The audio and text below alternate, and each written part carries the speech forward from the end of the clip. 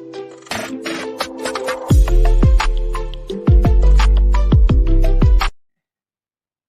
students, hope you all are doing well. I'm Supreet Kaur, welcomes all of you on our YouTube channel Smart PT Tricks. First of all, I would like to thank all of you for your love and support. And today I'm here to announce that now we are arranging our online classes again. For some circumstances, we were not arranging online classes and we got some complaints from all of you who are interested. But now we are arranging online classes on time, especially reading and speaking modules. And if you are interested, you can contact us on the number given below, as our contact preferences are changed now. And again, I would like to thank all of you from depth of my heart, because with your love and support we are reaching here. And keep supporting. From the earliest civilizations, plants and animals have been portrayed as a means of understanding and recording their potential uses, such as their economic and healing properties. From the first illustrated catalogue of medicinal plants, the Materia Medica by Dioscorides, in the 1st century, through to the late 14th century, the illustration of plants and animals changed very little. Woodcuts in instructional manuals and herbals were often repeatedly copied over the centuries, resulting in a loss of definition and accuracy, so that they became little more than stylized decoration. With the growing popularity of copperplate engravings, the traditional use of woodcuts declined and the representation of plants and animals became more accurate.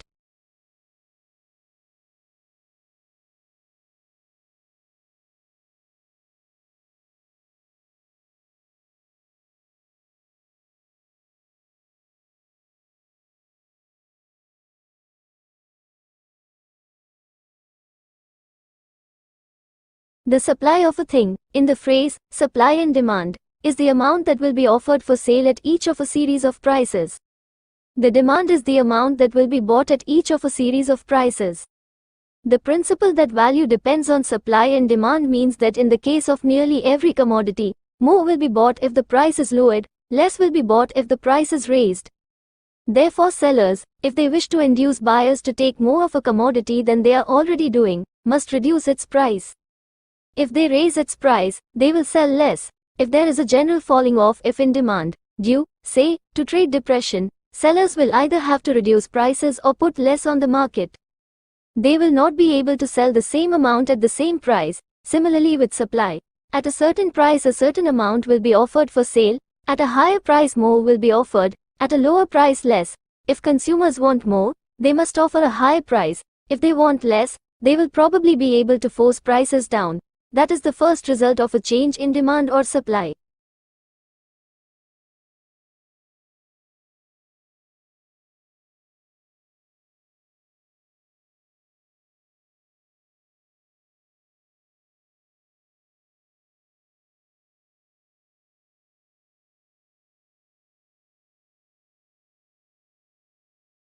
Some children may need to learn to stand up for their own ideas, especially when these do not conform to those of the rest of the group. But children also need to learn discretion, so that they can judge when it is appropriate to be divergent and original, and when it is appropriate to conform.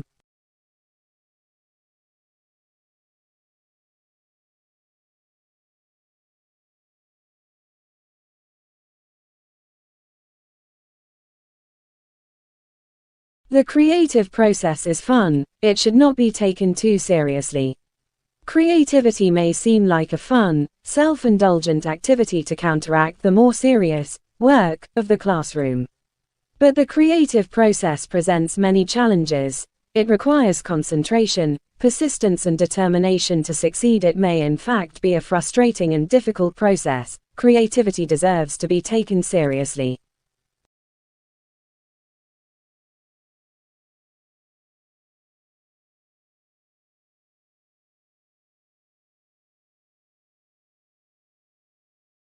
Adults, therefore, can act as supporters and coaches, facilitators and models of creativity for children. But on the other hand, adults also have the potential to stifle opportunities for creativity by being overly didactic or prescriptive.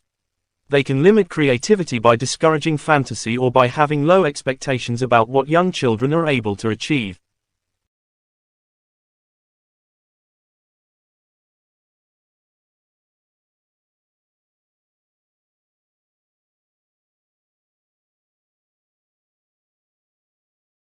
Children do benefit from free play and unstructured arts activities. But left entirely to their own devices, children's play and artwork can become routine and repetitive. Children need stimulation and creative problems to solve. Adults can help children to develop their creative skills through play.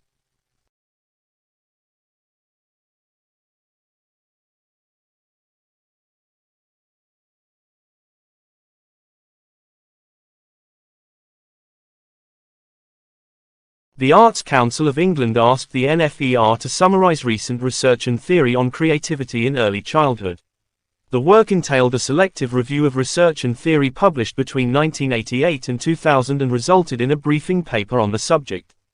This article sets out to update the earlier paper and to identify some of the principles involved in helping young children to develop their creativity in early years settings.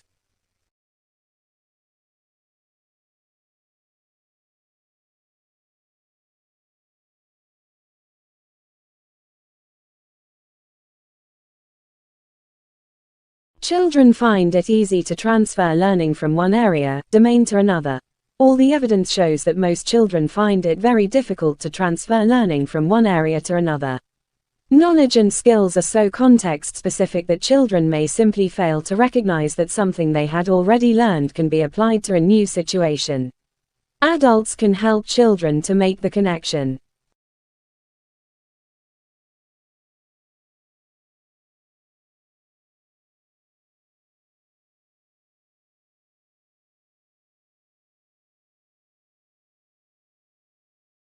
Creativity is limited to arts subjects.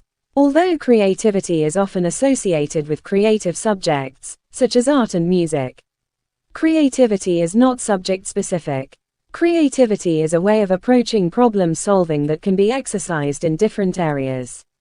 On the other hand, creativity does not take place in a vacuum. The way in which children express creativity will be different in different curriculum areas.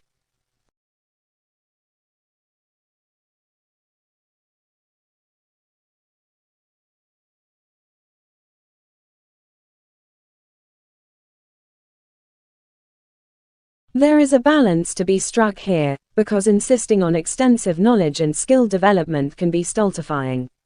On the other hand, knowledge and skill are fundamental to creativity.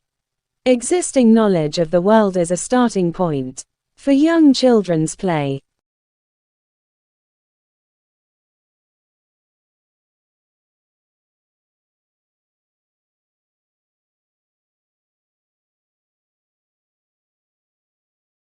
It is important to consider what might constitute originality in the work of a young child. After all, only a child prodigy could be expected to come up with something new and valuable to society. Instead, each child's creative abilities can be related to his/her personal stage of development.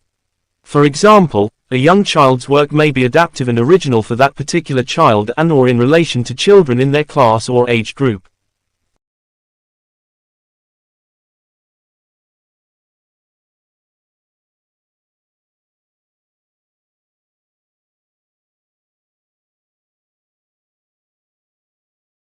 While there is a body of research into the impact of artists in school schemes, the role of artists in encouraging young children's creativity has not yet been well researched. In other words, although the involvement of professional artists and creative workers has considerable potential to be helpful, we do not have research evidence to say what kinds of involvement may have the greatest impact on creativity.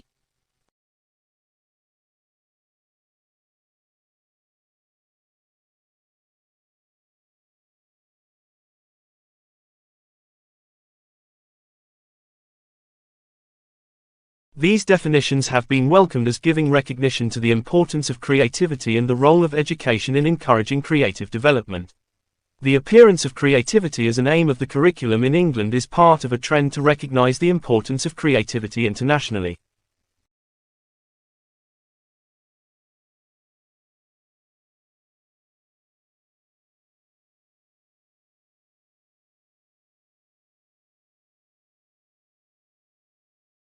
Cultivating a strong feeling of community within the learning environment. In addition, students encountering difficulties pertaining to language acquisition or cultural adjustment can access counseling and support services, which are widely accessible. These services aim to promote the well-being and academic achievement of these students.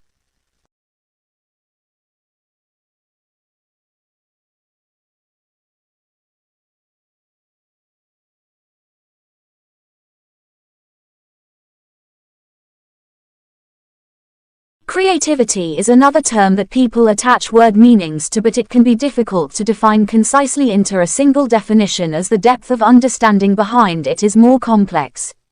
As thought-provokingly suggests, the lens in which creativity is viewed is always evolving depending on societal or cultural changes. Therefore, answering, "What is creativity?" may reflect what is valuable or relevant in that moment in time to the people or persons.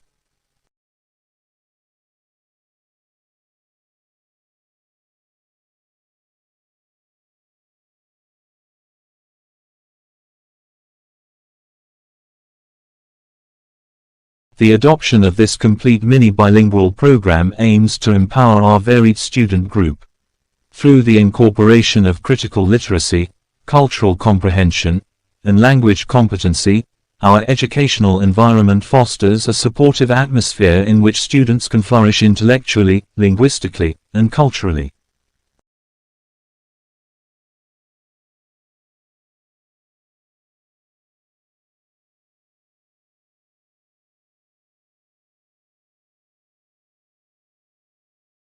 Teaching and learning has the opportunity to explore more deeply into a subject which enables children to be more inquisitive through questioning and personal inquiry from the theme. This is a new journey for the school and we are truly still at the start of it. Nevertheless, there is a sense of freedom to explore creativity within the classroom.